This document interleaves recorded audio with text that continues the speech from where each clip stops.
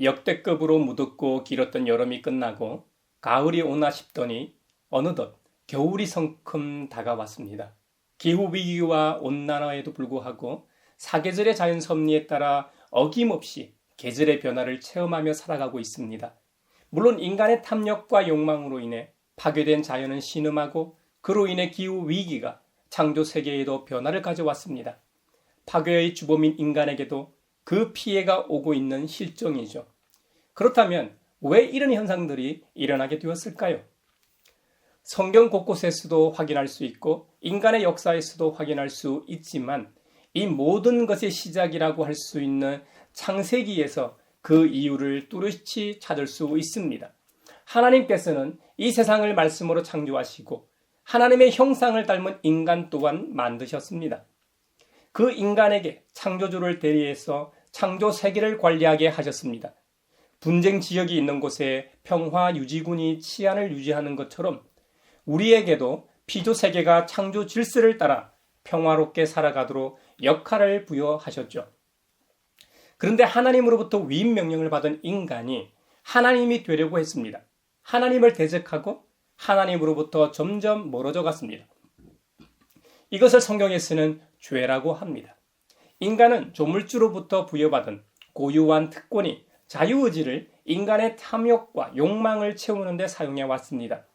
그래서 오늘과 같은 기후 위기를 초래했다는 것이 그리스도 교회의 입장입니다. 오늘은 교회력으로 왕이신 그리스도 주일입니다. 사실 세계교회가 교회력으로 왕이신 그리스도 주일을 제정한 것은 100년 정도 됐습니다. 지난주까지 지켜왔던 창조절은 35년 정도 된 매우 역사가 짧은 절기이죠.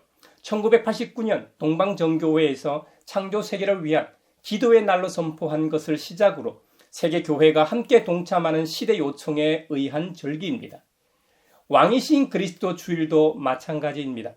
1925년 가톨릭교회에서 무신론과 사회의 세속화가 가속화되자 인간과 제도에 대한 그리스도의 이 왕권과 구원을 선포하기 위해 제정되었습니다. 세계교회는 우리의 주님이시며 유일한 구원자이신 그리스도 되신 예수님의 왕권의 축하와 통치권을 기념하게 되었습니다. 그리스도 하면 평화의 사도로 불립니다.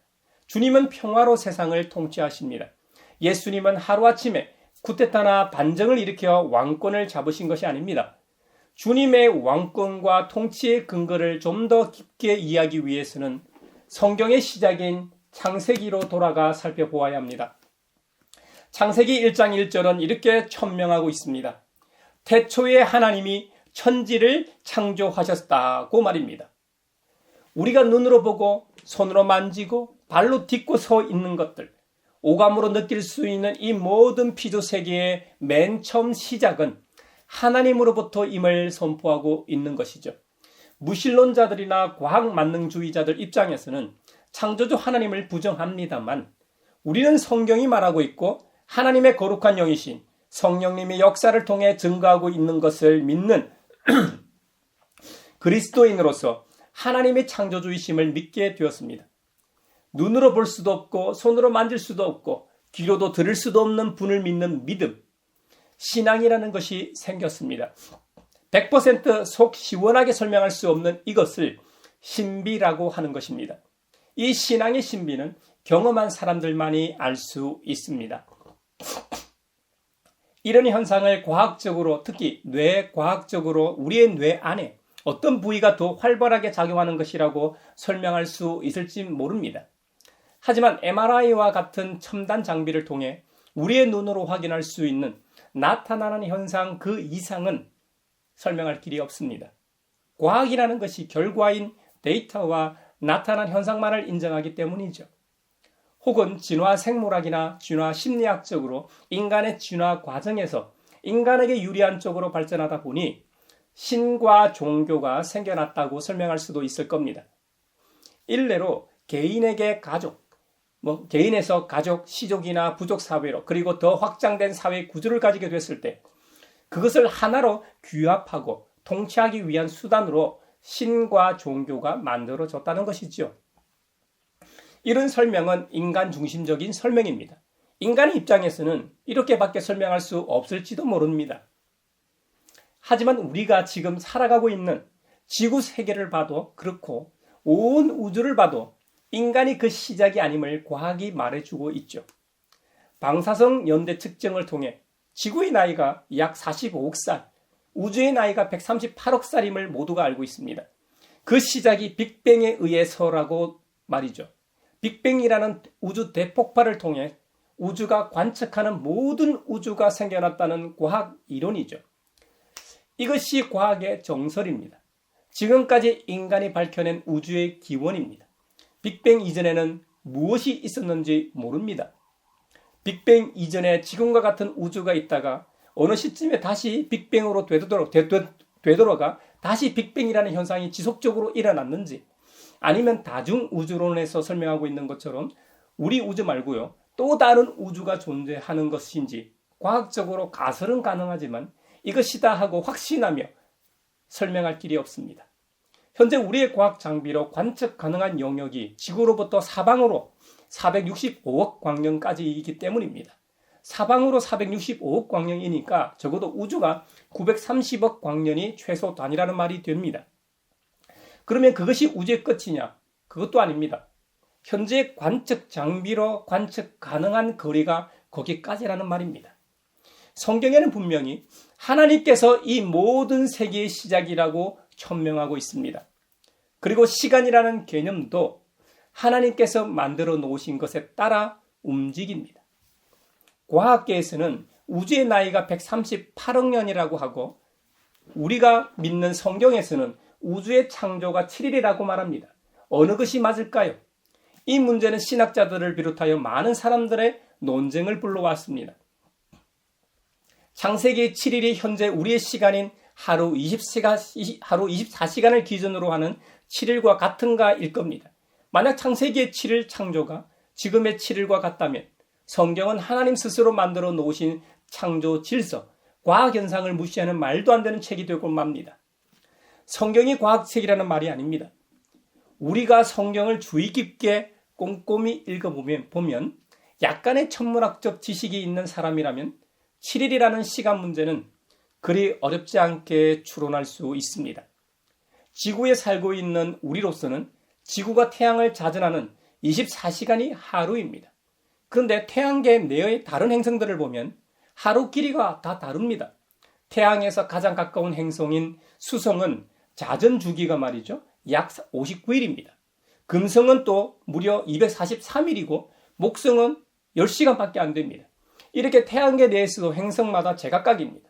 그렇기 때문에 지구 시간으로 우주를 생각하면 오류에 빠지고 상상하기 어려워집니다. 여러분, 그런데 한번 잘 생각해 보십시오. 지구에서의 하루라는 시간 개념이 존재하려면 무엇이 있어야 합니까? 어떤 조건이 있어야 됩니까? 반드시 기준이 되는 자체 발광하는 별과 행성이 있어야 합니다. 앞서 설명한 대로 인간의 하루는 지구가 한번 자전하는 데 걸리는 시간인 24시간입니다. 지구가 태양 쪽을 바라보고 있을 때는 낮이 되고 태양 반대쪽을 바라보고 있을 때는 깜깜한 밤이 됩니다. 그래서 지구에 살고 있는 인간을 포함한 모든 피조물의 관점에서 하루는 먼저 지구가 있어야 하고 지구를 비추는 태양이 있어야 합니다. 현대의 시간 개념으로 보면 성경 창세기에서 해와 달은 4일째 창조되었으니까 그 이전에는 말씀으로 인한 천지 창조가 시작은 되었으나 오늘날과 같은 시간이라는 개념이 아직 없을 때입니다. 그러니까 빛의 창조로 대표되는 창세기 창조 첫째 날은 빅뱅에 의해 빛이 창조되는 시점이라고 추론할 수 있습니다. 첫째 날의 빛은 넷째 날에 만드신 천체에 의한 빛과는 다른 것입니다. 모든 빛의 근원으로서의 빛을 가리킵니다. 그런 면에서 과학에서 말하는 우주 대폭발을 설명하는 빅뱅으로 추론해도 무리는 없어 보입니다. 다만 첫째 날부터 6번이나 저녁이 되고 아침이 되니 첫째 날, 둘째 날, 셋째 날과 같이 창조의 몇째 날이라는 표현이 문제인데요. 이 점도 전혀 풀 수 없는 문제는 아닙니다. 하나님께서 현재 시간 개념이라고 할 수 있는 해와 달을 만드신 넷째 날 이전에도 이렇게 시간 개념을 사용하신 이유는 진짜로 그런 시간의 경계가 있었다기보다 창조 사역이 진행되고 있음과 이런 저녁과 아침이 중단 없이 영구적으로 반복됨을 나타내는 표현입니다. 그리고 구분, 각각의 영역의 구별됨을 보여주는 표현인 것이죠. 안식일을 포함하여 창조의 7일 동안 각각은 정확하고 명확한 구별됨이 있음을 알 수 있습니다. 그러므로 모두는 존중받아야 마땅합니다.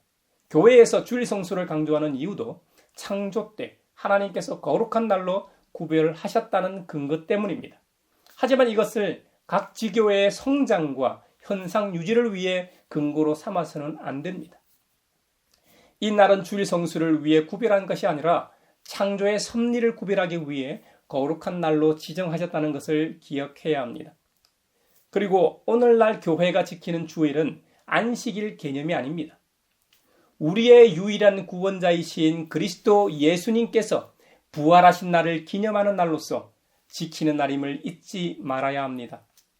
그러므로 매 주일은 작은 부활절이 되는 셈이죠. 우리가 매 주마다 작은 부활절로 지키는 이유는 부활의 종교로서 날 위해 십자가에서 죽으시고 부활하신 그 은혜를 잊지 않고 감사함으로 살자는 취지에서 지키고 있음을 명심합시다. 주일날 한 공동체의 일원으로서 한 곳에 모여 예배하는 이유는 같은 신앙 고백을 하는 지체들이 머리 되시는 그리스도의 몸으로서 함께 모여 주님을 예배하며 하나됨을 경험하기 위해서입니다. 그러므로 교회는 하나님의 말씀이 바르게 선포되어야 합니다. 아울러 주님께서 제정하신 성례전이 바르게 진례되는 예배를 드리기 위해 정성을 다해야 하는 것이죠. 그래서 예수님께서도 하나님은 영이시니 예배하는 자가 영과 진리로 예배하라고 선포하셨던 것입니다. 오늘날 교회에서 지키는 주일 성수와 창세기의 안식일 개념이 다름을 잊지 맙시다. 그리스도의 왕권과 통치의 근거가 되는 창세기의 창조 이야기에서 또 하나의 궁금한 점이 있습니다. 보통은 말이죠. 아침에 해가 뜨고 저녁에 해가 지는 개념을 사용합니다. 반면에 창세기에는 해가 떠서 지는 개념을 사용하지 않고 저녁을 먼저 언급하고 아침이 언급됩니다. 이것은 히브리적 사고 때문입니다. 옛날 이스라엘 사람들은 하루의 시작을 아침이 아니라 저녁으로 봤습니다. 그래서 하루를 저녁부터 다음날 저녁으로 보았기 때문에 이렇게 기록한 것입니다. 오늘 서두에서 계절의 변화를 느낄 수 있다고 했는데요. 지구에서의 계절의 변화 이유는 지구의 자전축이 23.5도 기울어진 상태로 공전하기 때문에 나타나는 현상입니다. 지구의 자전축이 태양 쪽으로 기울어져 있을 때 하지가 나타나고 태양 반대쪽으로 기울어져 있을 때 동지가 나타납니다. 이 모든 것은 하나님께서 생명체가 사는 지구와 빛을 발하는 태양을 적절한 이 위치에 만들어 놓으셨기 때문입니다. 또 지구를 23.5도 기울어지게 만들어 놓으셔서 인간을 비롯하여 모든 생명체가 살아가기 좋게 만들어 놓으셨기 때문에 발생하는 자연 현상들입니다. 태양과 지구 간의 거리를 천문 단위로 1AU라고 하죠. 만약 이 거리보다 짧으면 어떻게 될까요? 현재 기후 위기로 지구의 온도가 1도만 올라가도 극한 기상현상이 나타난다고 경고합니다. 지금과는 비교도 안 되는 폭염과 가뭄, 홍수, 폭설, 태풍을 경험하게 됩니다. 극지방 얼음과 빙하가 녹음으로 해수면이 상승하고 그로 인해 산호초가 백화현상이 나타나고 해양 생태계의 균형이 무너지게 됩니다. 전 지구적으로 동식물 생태계의 변화가 일어나고 농작물 재배와 곡물 생산에 문제가 생기게 됩니다. 수자원이 불안정하게 된다고 전문가들이 경고하고 있죠. 이는 국가 간 갈등과 분쟁으로 이어지게 되고 전쟁이 끊이지 않는 지구촌이 될 겁니다. 1도만 상승해도 이럴진데 지구보다 태양에 더 가깝게 있는 수성과 금성은 표면 온도가 무려 수백 도에 이릅니다. 지구의 대부분의 생명체가 사라질 겁니다. 현재 가장 핫한 사람 중에 하나인 일론 머스크가 2026년에 화성에 우주선을 보낸다고 스페이스 X 연구에 천문학적인 돈을 쓰고 있죠. 지구 외에 인류가 살만한 가장 유력한 곳이기 때문입니다. 태양에서 지구보다 먼 화성의 표면 온도는 약 영하 140도에서 영상 20도로 알려져 있습니다. 평균 영하 80도입니다. 지구에서 가장 추운 남극의 연평균 기온이 영하 50도입니다. 가까운 먼 훗날 화성에서 실제로 살 수 있게 된다고 해도 현재의 지구에서의 모습은 아닐 겁니다. 우주정거장의 확대된 모습으로 살아가는 정도일 겁니다. 현재의 지구에서 맨몸으로 생활하는 방식이 아닌 전혀 다른 모습의 생활일 겁니다. 하나님께서 가장 적절하고 알맞은 지금의 거리인 1AU 위치에 그리고 자전축이 23.5도 기울어져 공전하게 하심으로 다채롭게 계절의 아름다운 변화를 누리게 하셨습니다. 이렇게 지구가 생겨나도록 창조하셨기 때문에 인류를 포함하여 모든 생명체가 이렇게 평화롭게 살아갈 수 있는 것입니다. 어떻게 보면 시간이 흐른다고 이렇게 정확한 위치에 이렇게 다양한 생명체가 다른 곳에는 없고 지구에만 살아갈 수 있을까요? 이것이 우리 그리스도교가 고백하는 신앙이며 우리가 믿고 따르는 근거가 되는 바로 이 성경에서 말하고 있는 내용입니다. 무엇보다 우리는 고도로 발전하는 과학이라는 도구를 통해 하나님이 만들어 놓으신 창조 세계를 더 자세히 들여다보고 더 놀라운 세계의 경의를 표하게 됩니다. 하나님의 시간과 지구에서 살아가는 우리의 시간 개념이 다름을 성경은 지적하고 있습니다. 베드로 사도가 기록한 베드로후서 3장 8절에 보면 사랑하는 여러분, 이 한 가지만은 잊지 마십시오. 주님께는 하루가 1000년 같고 1000년이 하루 같습니다. 베드로후서 3장 8절은 주님의 재림이 지연되고 있는 상황에서 조급함을 지적하는 의미도 있습니다만 창조주 하나님께서 시간의 주인이심을 강조하는 구절이기도 합니다. 실제로 우리의 1000년이 주님께는 하루라는 의미가 아닙니다. 그럴 수도 있겠지만 말이죠. 특수 상대선 이론은 시간을 이렇게 설명합니다. 움직이는 물체는 정지한 물체보다 시간이 더 느리게 간다고 말입니다. 만일 우리가 빛의 속도로 달리는 우주선을 타고 만약 우주 여행을 한다고 한다면 시간이 정지되어 나이를 먹지 않게 된다고 합니다. 우주 초기에는 우주 전체가 상대론적 속도로 팽창하고 있었다고 과학계에서는 설명합니다. 이 이론을 빅뱅으로 시작한 창조 첫째 날과 둘째 날의 시간에 적용하면 이 날은 어마어마한 시간이 흘렀을 수도 있는 것이죠. 베드로 사도가 주님의 시간을 설명한 베드로후서 3장 8절은 모세의 시편이 90편을 인용한 것입니다. 거기에는 하나님 앞에서는 1000년도 지나간 어제와 같고 밤의 한순간과도 같다고 했습니다. 이 말은 하나님의 영원성의 입장에서 시간을 설명하고 있습니다. 재림의 신앙을 가지고 있는 그리스도인들은 세상적인 시간 개념으로 우리 그리스도의 재림을 기다렸어도 안 되고 재림이 더디다거나 없다고 주장해서도 안 된다는 겁니다. 믿음은 하나님의 영원성에 근거를 두고 접근해 가는 것입니다. 우리 주님 예수님께서는 반드시 재림하십니다. 할렐루야. 그러므로 조급해하지 말고 말씀을 붙잡고 기다리며 믿음의 경주를 달려가야 합니다. 왕이신 그리스도 주일인 오늘 복음 말씀을 통해 빌라도 법정 앞에 서신 예수님을 만나게 됩니다. 예수님께서는 빌라도와의 대화에서 자신이 왕이라고 대답하십니다. 먼저 그 자리에서 가장 높은 위치에 있는 빌라도 총독이 예수님께 묻습니다. 당신이 유대 사람들의 왕이요? 이에 예수님께서는 대답하시길 내 나라는 이 세상에 속한 것이 아니요. 나의 나라가 세상에 속한 것이라면 나의 부하들이 싸워서 나를 유대 사람들의 손에 넘어가지 않게 하였을 것이요. 그러나 사실로 내 나라는 이 세상에 속한 것이 아니요. 이 말을 들은 빌라도 총독이 다시 묻습니다. 그러면 당신은 왕이요? 이 물음에 예수님께서 당신이 말한 대로 나는 왕이요. 나는 진리를 증언하기 위하여 태어났으며 진리를 증언하기 위하여 세상에 왔소. 진리에 속한 사람은 누구나 내가 하는 말을 듣소. 아멘. 예수님께서 처형당하신 십자가 위에 말이죠. 달린 이 죄목이라고 할까요? 그 팻말에는 나사렛 예수 유대인의 왕이라고 쓰여 있습니다. 이것이 당시 유대의 총독으로 있던 빌라도가 예수님을 십자가에 매달고 바로 그 위에 붙인 패의 내용입니다. 패의 내용은 크게 두 가지입니다. 하나는 십자가에 달린 죄인의 이름입니다. 나사렛 예수가 죄인의 이름입니다. 나사렛 출신 예수라는 것이죠. 다른 하나는 십자가에 달린 죄인의 죄목입니다. 유대인의 왕이 이것이 예수님이 죽어야 했던 이유입니다. 유대인들은 그냥 유대인의 왕이라고 쓰지 말고 자칭 유대인의 왕이라고 써달라고 요청했지만 빌라도는 그 요청을 거절합니다. 유대인들이 볼 때 특히 종교 지도자들의 입장에서는 예수님 자신이 하나님의 아들이라고 말씀하고 다녔기 때문에 신성 모독으로 간주했습니다. 결국 예수님은 신성 모독으로 십자가형에 처해졌던 것이죠. 그런데 여러분, 예수님은 진짜 하나님이셨습니다. 아멘. 예수님에 대해 모든 그리스도인들이 고백하는 공통된 한 가지는 예수님은 참 하나님이시면서 참 사람이시라는 점입니다.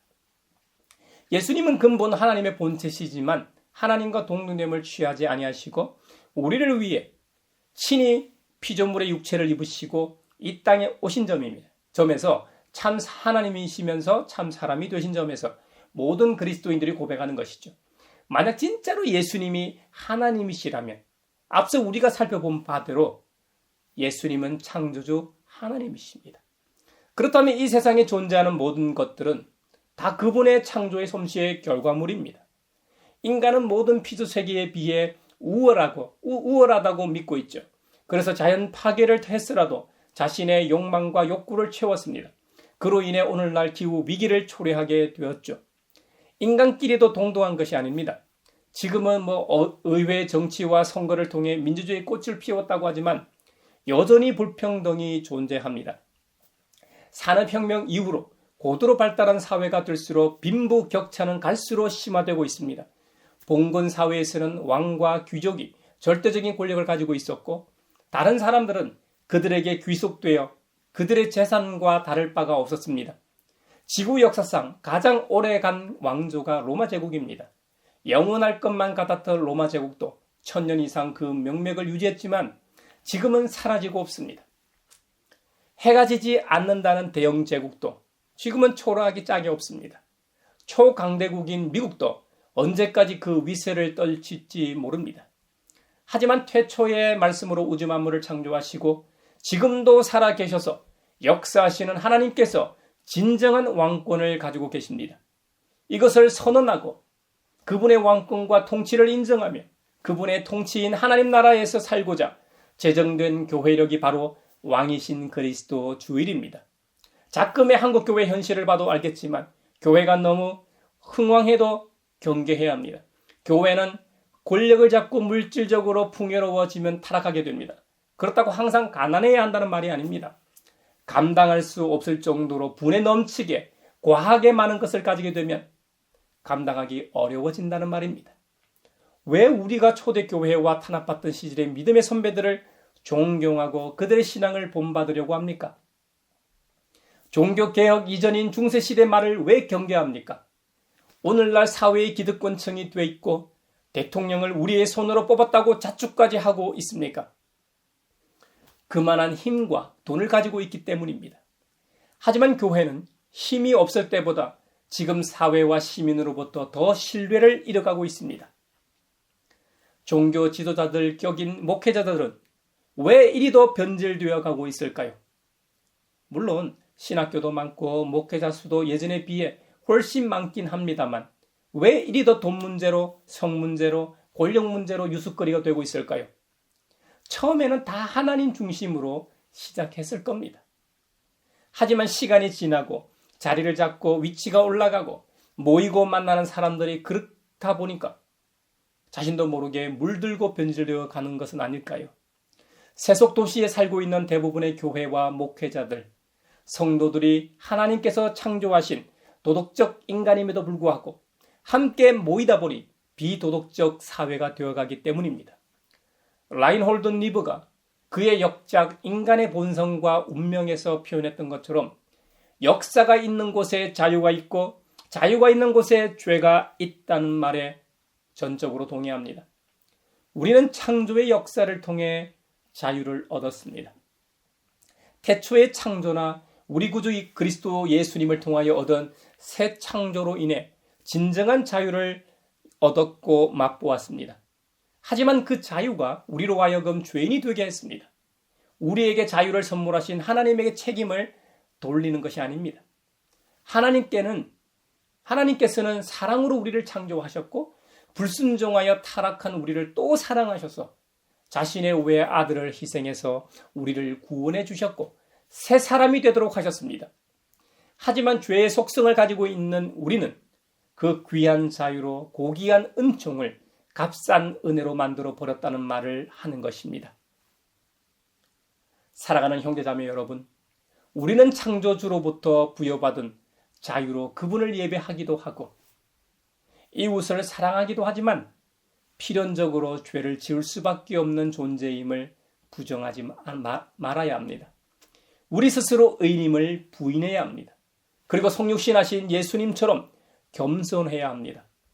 그래야만 우리 주님 예수 그리스도께서 진정한 왕이 되십니다. 물론 우리의 고백과 행동이 아니어도 주님은 변함없는 창조주이시며 유일한 왕이시지만요. 주님은 우리를 통해 영광을 받길 원하시기 때문에 우리 각자의 자기 부인과 자기 십자가 짊어짐이 필요합니다. 이제 우리는 한 해의 모든 절기와 교회력을 마무리하고 새로운 교회력이 시작되는 대림절을 앞두고 있습니다. 대림절의 절정은 성탄절이고 성탄절은 세상의 희망의 불빛을 밝히러 오신 예수님의 탄생을 기념하고 축구하는 절기이면서 동시에 초림과 함께 다시 오실 재림의 주님을 고대하는 절기이기도 합니다. 그런 점에서 예수 그리스도의 통치권을 인정하는 왕이신 그리스도 주일이 이런 점에서 의미가 있다 하겠습니다. 이번 한 주간도 우리 모두 왕이신 그리스도 우리 예수님을 고대하며 경험하는 은혜의 한 주간이 되길 바라며 축원합니다.